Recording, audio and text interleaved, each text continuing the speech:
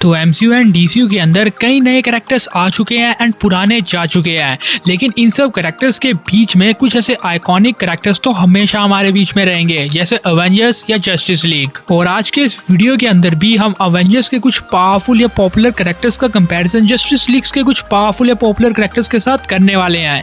जैसे अवेंजर्स की टीम पे मैंने 4 मेन मेंबर्स को उठाया है एंड जस्टिस लीग से भी मेन 4 मेंबर्स को उठाया है। इस वीडियो के अंदर हम कंपैरिजन करने वाले हैं Thor, captain America, iron man, Hulk versus wonder woman, Superman, Batman and the flash का। देखो, अगर आप ध्यान से भी सोचोगे तो अवेंजर्स एंड जस्टिस लीग की टीम के अगर कोई मेन मेंबर्स हैं तो वो यही सब है। इसीलिए इन्हीं का कंपैरिजन आज हम एक दूसरे के साथ करने वाले हैं एंड लास्ट में हम देखेंगे कि हमारे पास कितने कैरेक्टर्स बचते हैं एंड लास्ट में इस बैटल को कौन जीतेगा। भाई ये बैटल काफी ज्यादा मजेदार होने वाला है एंड इसको और मजेदार बनाने के लिए हम इस कंपैरिजन को जस्ट मूवीज के ऊपर रखेंगे ताकि तुम्हें परफेक्ट आइडिया लग सके। तो अब स्टार्ट करते हैं। पहला कंपैरिजन करते हैं आयरन मैन वर्सेस बैटमैन का, जो कि एकदम नॉर्मल सी बात है कि इन दोनों कैरेक्टर्स को अगर तुम प्रिपेयर होने का टाइम दे दो तो कोई भी जीत सकता है। हालांकि बैटमैन के पॉसिबिलिटीज ज्यादा है आफ्टर प्रिपरेशन, लेकिन आयरन मैन को भी कम मत समझना। देखो, मूवीज के अंदर बैटमैन ने सुपरमैन तक को डिफीट कर दिया था आफ्टर प्रिपरेशन, लेकिन आयरन मैन का प्रिपरेशन रिकॉर्ड थोड़ा खराब ही है। लेकिन इसके बावजूद आयरन मैन के पास कुछ ऐसे आर्मर्स एंड टेक्नोलॉजी है एंड अगर वो प्रिपेयर होकर बैटमैन के ऊपर अच्छी तरह स्टडी करता है तो वो डेफिनेटली बैटमैन से टक्कर ले सकता है।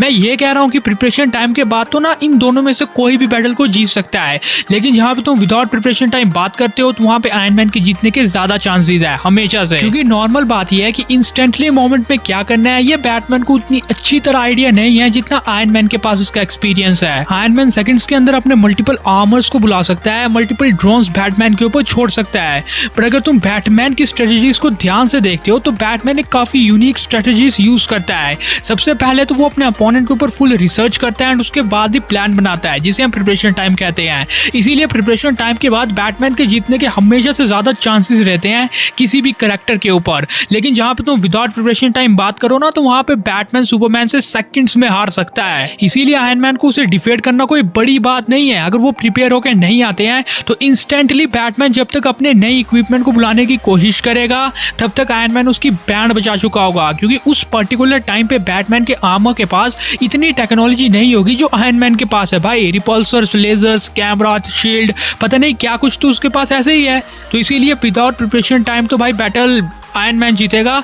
लेकिन अगर तुम इन्हें प्रिपेयर होने का टाइम देते हो तो वहां पे बैटमैन के थोड़े से ज्यादा चांसेस है, क्योंकि बैटमैन स्ट्रेटेजीज बनाने में सबका बाप है। तो सिंपल बात क्या है, ड्रॉ करते हैं यार, कम ऑन। देखो, दोनों कैरेक्टर्स को प्रिपेयर होने का टाइम अपन लोग देने वाले हैं तो उसके बाद कोई भी जीत सकता है, तो ड्रॉ करो यार। हम सिर्फ एक पॉसिबिलिटी में कंपेयर नहीं कर सकते कि विदाउट प्रिपरेशन आयरन मैन ज्यादा पावरफुल है, तुझे जिता दिया। ड्रॉ करो, कैंसिल करो दोनों को। क्या नेक्स्ट कंपैरिजन करते हैं थॉर वर्सेस वंडर वुमन का। अब थॉर का कंपैरिजन मैंने वंडर वुमन के साथ इसीलिए बिठाया क्योंकि ये दोनों वॉरियर्स है, लेकिन आपको जान के हैरानी होगी कि fighting experience and fighting skills के मामले में वंडर वुमन थॉर से भी आगे है। देखो, थॉर अभी 1500 साल का है, उसने खुद कहा था, लेकिन वंडर वुमन 5000 सालों की है।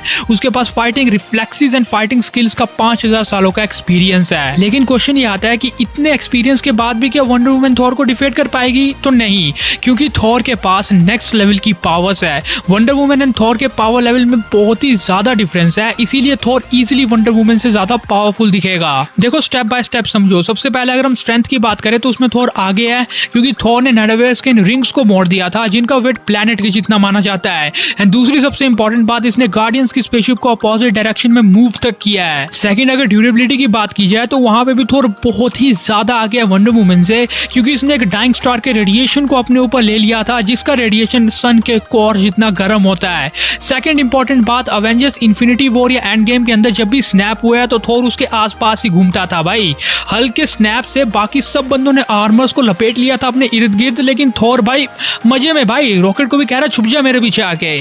फिर इसके बाद जब थैनोस ने अचानक से अवेंजर्स के ऊपर अटैक किया तो उसके बाद भी थॉर इकलौता अवेंजर था जो अपने पॉकेट्स में हाथ डाल के उसकी आंखों में आंखें देख के खड़ा हुआ था। मतलब तुम एक बात तो साफ कह सकते हो कि ड्यूरेबिलिटी में तो भाई थॉर का लेवल ही अलग है। एंड थर्ड, हीलिंग फैक्टर के मामले में भी वो वंडर वुमन से बहुत ज्यादा आगे है, क्योंकि थॉर अपनी लाइटनिंग से जब मर्जी खुद को हील कर सकता है as compare to Wonder Woman. हाँ, इसके बाद कुछ पॉइंट्स है जिनमें वंडर वुमन आगे है, जैसे एक्सपीरियंस या फाइटिंग स्किल्स में वंडर वुमन काफी आगे है थॉर से, क्योंकि वो 5000 सालों की है। एंड एक और बात कि इसके रिफ्लेक्सेस थॉर से बहुत ज्यादा है। स्पीड के मामले में थॉर के पास टेलीपोर्टेशन है स्टॉर्म ब्रेकर की हेल्प से, लेकिन रिफ्लेक्सेस के मामले में भाई वंडर वुमन के रिफ्लेक्सेस या फाइटिंग रिफ्लेक्सेस गॉड लेवल पे है। वेल वैसे तो थॉर खुद भी है गॉड है, लेकिन वंडर वुमन के रिफ्लेक्सेस ना थॉर से भी ज्यादा आगे ही है। इसके साथ साथ वंडर वुमन के पास वेपन्स का भी एडवांटेज है। भाई अगर तुम थॉर को स्टॉर्म ब्रेकर या म्योनिर दे भी देते हो तब भी वंडर वुमन के पास ज्यादा वेपन्स हैं, स्वॉर्ड, उसकी शील्ड, लेस ऑफ ट्रूथ या फिर ब्रेसलेस ऑफ सबमिशन। लेकिन मेन बात तब भी यही आती है कि भाई पावर लेवल में बहुत ही ज्यादा डिफरेंस है। अगर तुम साइड बाय साइड इनको कंपेयर करो तो देखो थॉर की पावर्स को सुपरमैन से कंपेयर किया जाता है, ये तो फिर भी वंडर वुमन है। देखो वंडर वुमन जस्ट थोड़े टाइम तक अपने रिफ्लेक्सेस का यूज करेगी, लेकिन जब थॉर अपनी लाइटनिंग पावर्स को यूज करने पे आ गया तो उसकी फट जाएगी।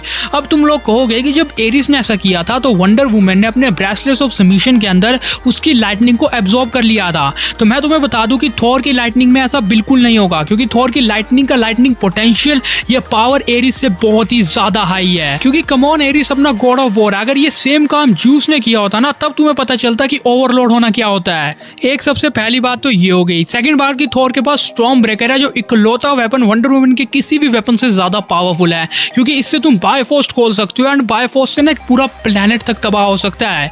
एंड थॉर का ये स्टॉर्म ब्रेकर इतना पावरफुल वेपन है जो कि किसी को भी काट के रख सकता है। इसने अगर थैनोस की बॉडी को काट दिया तो ये बाकी किसी को तो काट ही देगा। एंड एक और इम्पोर्टेंट बात कि वंडर वुमन की वीकनेस शार्प वेपन्स हैं। वंडर वुमन को हमेशा हमने शार्प वेपन से हर्ट होते हुए देखा है एंड स्टॉर्म ब्रेकर की एक साइड शार्प ही है, तो अगर थॉर एक दो हिट मार देना तो वंडर वुमन का काम तमाम हो जाएगा। एंड ऊपर से थॉर की लाइटनिंग एरिस से काफी ज्यादा सुपीरियर है, तो लाइटनिंग एबिलिटीज से तो वो डेफिनेटली वंडर वुमन का काम तमाम कर देगा। मतलब एट द एंड अगर तुम ध्यान से सोचोगे तो स्ट्रेंथ, ड्यूरेबिलिटी, हीलिंग फैक्टर के मामले में थॉर काफी ज्यादा आगे है। अब स्पीड रिफ्लेक्सिंग में भले वंडर वुमन थोड़ी देर तक टाइम पास करती रहे, लेकिन लाइटनिंग एबिलिटीज में फिर से थॉर आगे निकल के आएगा। ऊपर से भले वंडर वुमन के पास ज्यादा वेपन्स है, लेकिन स्टॉर्म ब्रेकर इकलौता वेपन उन सबके ऊपर भारी है। तो यानी कि बैटल थोड़ी देर तक चलेगा। वंडर वुमन अपने एक्सपीरियंस का थोड़ी देर तक तो फायदा उठा सकती है, लेकिन एट द एंड थॉर के बैटल जीतने के बहुत ही ज्यादा चांसेस हैं। यानी कि मार्वल को पहला पॉइंट मिल चुका है। यस, वो 1-0 से आगे हो चुके हैं। अब इसके बाद हम बात करते हैं सुपरमैन वर्सेस हल्क की। वेल वैसे तो कोई कंपैरिजन बनता ही नहीं है, क्योंकि देखो हल्क को जिस तरह से एमसीयू में बर्बाद किया है ना, वो और कोई कर ही नहीं सकता। कॉमिक्स के अंदर हल्क ने पूरे न्यूयॉर्क को जस्ट अपनी फिजिकल स्ट्रेंथ से उठा के दिखाया है। हल्क की ड्यूरेबिलिटी इतनी कमाल की है कि सेकंड्स में खुद को हील कर सकता है। इवन अपनी पूरी बॉडी को 11 मिनट के अंदर ये रीजनरेट कर सकता है। लेकिन मूवीज के अंदर तो भाई थैनोस ने 2-4 मुक्के क्या मार दिए, बंदा ऐसे ही सुन पड़ गया। इसीलिए मूवीज के बेसिस पे ना तुम सुपरमैन को हल्क के साथ कंपेयर कर ही नहीं सकते, क्योंकि सुपरमैन का पावर लेवल एकदम एक्सट्रीम लेवल का है। मतलब सुपरमैन की फिजिकल स्ट्रेंथ कितनी कमाल की है, जरा ये देखो, शिप्स को ऐसे ही घसीट देता है ये। एक बार इसने टेक्टोनिक प्लेट्स तक को मूव करके दिखाया है। भाई सुपरमैन की स्पीड एंड रिफ्लेक्सेस कितने तेज है ये बताने की जरूरत नहीं है, क्योंकि इसने तो फ्लैश को डिटेक्ट कर लिया था भाई। एंड स्ट्रेंथ, ड्यूरेबिलिटी, हीलिंग के मामले में भाई ये 37 सालों तक अर्थ के सन के रेडिएशन को एब्जॉर्ब करके बैठा हुआ है। इतने टाइम तक अगर इसने सन के रेडिएशन को एब्जॉर्ब किया है तो इसकी पावर्स हल्क से तो काफी ज्यादा होंगी। मतलब अच्छा, आप खुद इमेजिन करके देखो कि इनके बैटल में हो क्या सकता है। सबसे पहले तो जब हल्क उसको पंच मारने की कोशिश करेगा तो बिल्कुल स्टेफन वुल्फ वाला केस होगा। हल्क उसको पंच मारेगा, लेकिन स्टेफन वुल्फ की तरह सुपरमैन को वो पंच इतना स्लो दिखेगा, क्योंकि स्पीड एंड रिफ्लेक्सेस में वो हल्क से 1000 गुना ज्यादा आगे है। फिर जब वो पंचेस मारेगा अपनी स्पीड के साथ तो हल्क कहां जाके गिरेगा। अब अच्छा, अगर ऐसा भी नहीं होता है तो तब भी सुपरमैन उससे इजीली बच सकता है, क्योंकि उसके पास फ्लाइट का एडवांटेज है। हल्क उसे पंच मारने की कोशिश करेगा, उड़ जाएगा कहीं। फिर इसके बाद वो हीट विजन कर सकता है यूज। अब हीट विजन के थ्रू वो हल्क को लॉन्ग रेंज से भी बैटल कर सकता है। वो लॉन्ग रेंज से अटैक कर सकता है, जो हल्क कर ही नहीं सकता, क्योंकि हल्क को जस्ट स्ट्रेंथ से लड़ना आता है। मतलब जरा खुद सोच के देखो कि लॉन्ग रेंज में भी ना हल्क एक भी मूव उसके ऊपर कर ही नहीं पाएगा एंड वो वहां से हीट विजन मार देगा। शॉर्ट रेंज बैटल के अंदर वो पंच मारने की कोशिश करेगा, स्पीड एंड रिफ्लेक्सेस से सुपरमैन इजीली बच जाएगा। एंड अपने स्पीड फोर्स के साथ जब पंचेस मारेगा तो हल्क का कांड वहां पे भी कर देगा। यानी हर एंगल से सुपरमैन के जीतने के बहुत ही ज्यादा चांसेस है। एंड ये एमसीयू वाला हल्क है तो ऑब्वियसली 1-1 होगा एंड डीसी को भी 1 पॉइंट मिलेगा। भाई यार सुपरमैन बहुत पावरफुल है यार हल्क से, अगर हम ऐसे भी कंपैरिजन करते हैं तो। क्या लास्ट बात करते हैं the flash versus captain America की, जिसमें भी एकदम क्लियर कट विनर फ्लैश ही निकल के आएगा। भले तुम कैप के साथ म्योनिर दो या जो मर्जी दे दो, लेकिन फ्लैश की स्पीड ऑफ लाइट से भी ज्यादा तेज है। उसने स्पीड ऑफ लाइट से ज्यादा तेज ट्रैवल किया है, टाइम को रिवर्स भी किया है। अब तुम कह सकते हो कि वो बार बार ऐसा नहीं कर सकता, लेकिन तब भी उसकी स्पीड ऑफ लाइट तक टच करती सकती है नॉर्मली भी। भाई कोई चांस ही नहीं है, कैप्टन अमेरिका उसे देख ही नहीं सकता। तुम बात क्या कर रहे हो यहाँ पे? कैप्टन अमेरिका उसे देखने की कोशिश करेगा, तब तक एक पंच में वो कैप को सुला चुका होगा, क्योंकि उसके स्पीड फोर्स के साथ जब उसका पंच पिलता है ना, तो तुम्हें पता है कि क्या इंपैक्ट निकलेगा। और अब कुछ ज्ञानी लोग ये कहने वाले हैं कि अगर तुम उसे म्योनिर दो तो वो फ्लैश के ऊपर म्योनिर रख देगा, काम खत्म। तो ऐसा होगा ही नहीं भाई। तुम कहाँ स्पीड एंड रिफ्लेक्सेस के मामले में फ्लैश को कैप से कंपेयर करने बैठे हो? फ्लैश इजीली कैप्टन अमेरिका को पेल के रख देगा अपने स्पीड एंड रिफ्लेक्सेस से। तो यानी कि एट द एंड हमारे जस्टिस लीग के मेन 4 मेंबर्स के पास ज्यादा पॉइंट्स है। वो 2 बैटल जीते हैं, लेकिन एमसीयू वाले सिर्फ 1 जीते हैं। हाँ, आयरन एंड बैटमैन का टाई होता तब। तो यानी मार्वल के पास सिर्फ थॉर बचता है, लेकिन डीसी के पास अभी भी सुपरमैन एंड फ्लैश हैं। एंड अगर अब ये तीनों कैरेक्टर्स लड़ते हैं ना, तो ये थॉर को बहुत आराम से डिफीट करने वाले हैं, क्योंकि थॉर का कंपैरिजन ऑलरेडी सुपरमैन के साथ किया जाता है। हमने भी कई बार किया है, जहां पे हमने एक्सप्लेन किया है कि ये कैरेक्टर्स किस तरह से एक दूसरे के इक्वल हैं। यानी इन दोनों के बैटल में कोई भी बैटल को जीत सकता है, डिपेंड करता है कि कंडीशंस क्या हैं। लेकिन यहाँ पे एकदम इजीली मैं इसीलिए कह रहा हूँ क्योंकि सुपरमैन का साथ देने के लिए फ्लैश भी तो है। देखो, सुपरमैन एंड थॉर अगर कंटिन्यू बैटल कर रहे हैं ना, तो सुपरमैन को बस एक काम करना है कि कैसे भी करके अर्थ के पास थॉर को लाना है। एंड अगर वो ऐसा कर देता है तो फ्लैश इजीली अपने स्पीड फोर्स एंड पंचेस से थॉर के ऊपर इतने पंचेस मारेगा कि थॉर को एक भी पंच नहीं दिखेगा। एंड बस अगर ये एक बार ऐसा कर लेते हैं तो सुपरमैन एंड फ्लैश दोनों मिलकर थॉर को पंचेस टिका सकते हैं।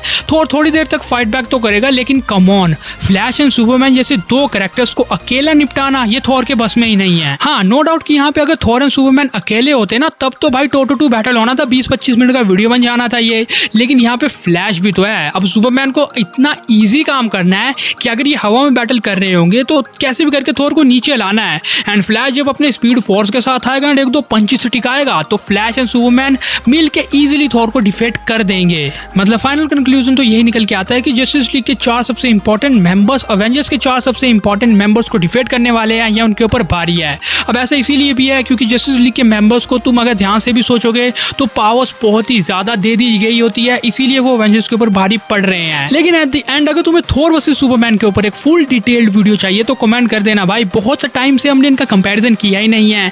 अभी करंट फॉर्म्स का कर देंगे, फिर जो Thor love and thunder versus Superman की वही वाली फॉर्म, क्योंकि हमने बहुत पहले इनका कंपैरिजन किया है, मतलब 3-4 साल हो गए होंगे आई थिंक। तो इसीलिए रिन्यू कर देंगे। अगर तुम्हें थॉर वर्सेस सुपरमैन का एक और कंपैरिजन वीडियो चाहिए तो बस कमेंट कर देना। लेकिन आज के इस वीडियो को तो आई गेस जस्टिस लीग जीत रही है। लेकिन अगर तुम्हें ये वीडियो पसंद आया तो उसे लाइक एंड शेयर कर सकते हो, चैनल को सब्सक्राइब करके बगल वाले बेल आइकन को जल्दी ऑन कर सकते हो। And thanks for watching this video guys, bye.